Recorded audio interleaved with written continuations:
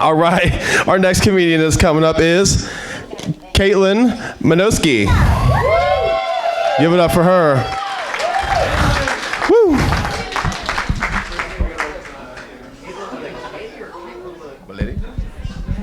To answer that very loud gentleman in the front, it is Caitlin with a C. Yes. I may look familiar to some of you. That is because I look like every mom in any Old Navy commercial. I think I look so much like a mom that kids are left with me. Their parents will leave kids with me. I think it might be because I work at a daycare, but I'm unsure. Yes, I work at a daycare, and as such, I got the beautiful experience. You ever have a meeting that you're like, this could have been an email. This could have been an email that I would clicked, read, and then sent to delete. But instead, I got the privilege of sitting through a wonderful training video out of the metropolitan offices, which are based in Chicago, which meant I got to witness a wonderful man with a thick Chicago accent tell me what I should do in the middle of an emergency. So, the first thing you're gonna do is always expect the disexpected. Like our cue, I go, always expect the disexpected? Always expect the disexpected. Then he proceeds to explain how you get children out of a burning building. He goes, run! Run! There was an emergency! You need to get out of this building! I need you to leave now. Does not elaborate what that emergency is. Does not give any additional information to these children. He's just ushering them out the door. He kicked a few. Training video. Go, go, go! Like a mom at a grocery store, just, we need to go! Then he proceeds to discuss how you, my oh my. Then he proceeds to discuss what you do with an emergency chemical spill. It cuts to a kid drinking Gatorade and knocking that over. And he goes, with a level 3 chemical spill. And I'm like, oh, okay, level 3, all right, so 1 is any hazardous chemicals. Number 2, any bodily fluids. 3, beverages. So I am not a mom, even though I may look like one. But I did realize I'm becoming a lot more like my mom because she showed me an outfit that she bought, and my first thought was, wow, did you get that with Kohl's Cash? I pick it up, I'm like, wow, this is soft enough to sleep in.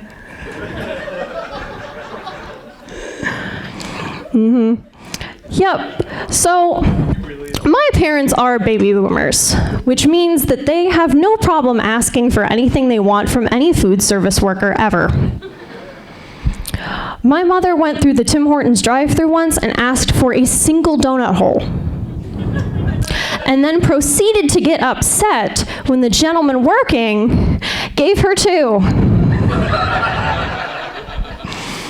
We're pulling out of the drive-thru, and she's like, maybe that's why they work at Tim Hortons. They can't follow basic instructions. Like, Mom, you're upset about a return on a 7-cent purchase. A 2-fold return. The same trip, my father orders a warm chocolate because hot chocolate is too hot and he doesn't like chocolate milk. So he goes up, pays this 16-year-old who doesn't care. He goes, could I get a warm chocolate? Because hot chocolate's too hot and I don't like chocolate milk. And I just imagine her going back there, making the drink, and then just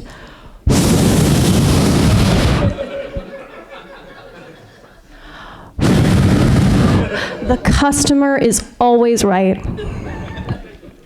And you'd have thought you handed this man a puppy. How excited my 50 balding dad was to get a tepid drink. It was the highlight of his week. So In case you can't tell about me, I'm extremely non-confrontational. I'm breaking a sweat even making eye contact with that camera. Yep, if I was being chased, I would wait until the light turned before I dash across the street. Thank you.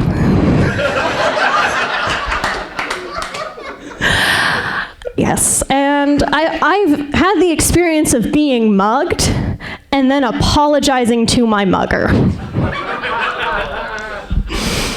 It's like, drop your bag. Like, I'm so sorry.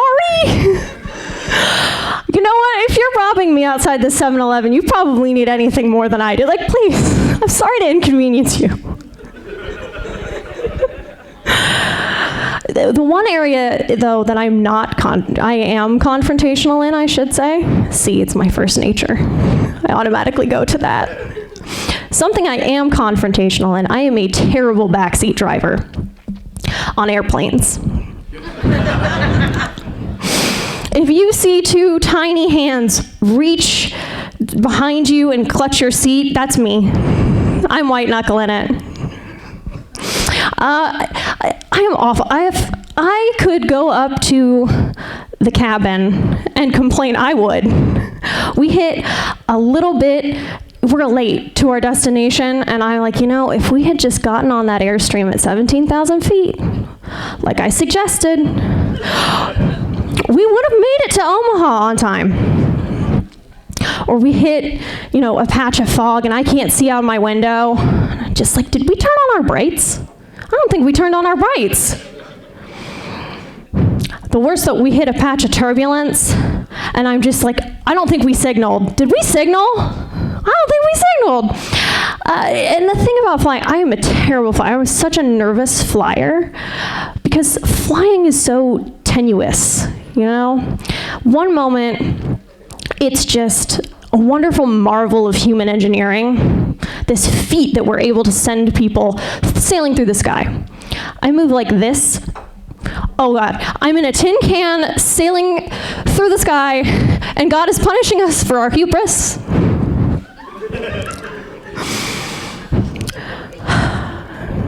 And I just so happen to pick the final flight to incur his wrath. So one thing I do have in common with my parents is my love of classic rock. I love classic rock and roll, so much so that I've made a fool of myself in stating as such. I was once walking down the street and a motorcycle gang pulled up parallel to me. And I'm like, oh my gosh, they're blasting Immigrant Song by Led Zeppelin. It's fantastic. And of course, I'm like, I gotta let them know. So I just shout, rock and roll! I'm dressed like this. I have a tumbler that says life is what happens between coffee and wine.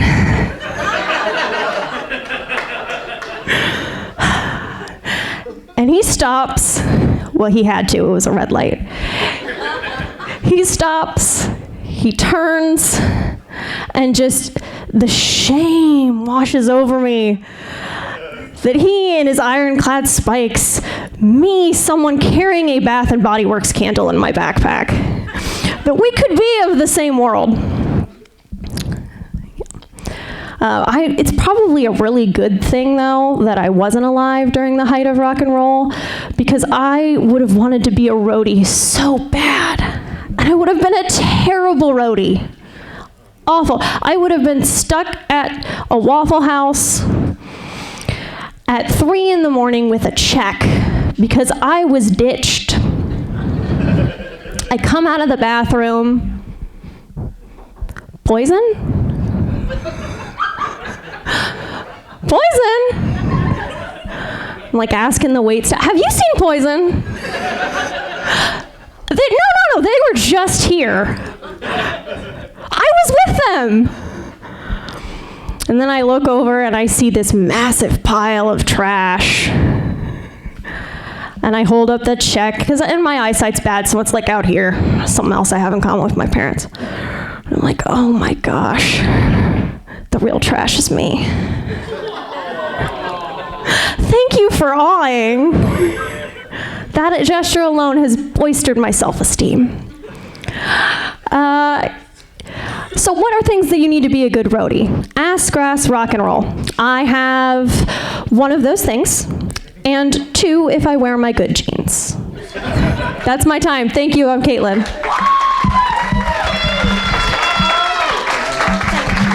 Thanks, Caitlin.